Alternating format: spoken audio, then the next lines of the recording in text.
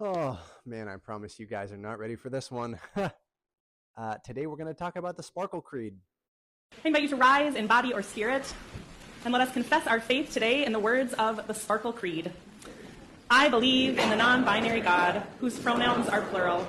I believe in Jesus Christ, their child, who wore a fabulous tunic and had two dads, and saw everyone as a sibling child of God.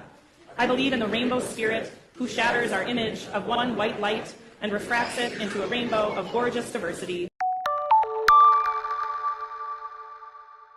Okay, so now that we've seen what the Sparkle Creed is, let's break it down into a couple points that I would like to strongly object to.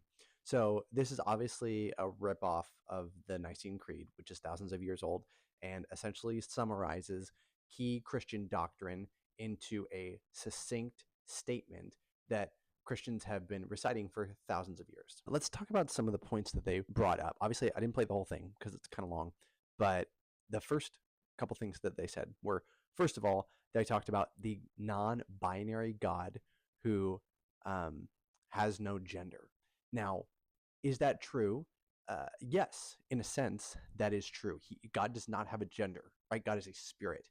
He has a body in the form of Jesus, and Jesus came as a man, which I think is important. But there's a difference between God, who is an uncreated being, and therefore does not confine to our image of gender or pronouns or he, him, she, her, they, them, because that's who God is, versus someone who God has created in a distinctly binary fashion. There are men and there are women, and having them identify as something that is contrary to reality. God does have plural pronouns because he is the Trinity. The Father, Son, and the Holy Spirit are three persons.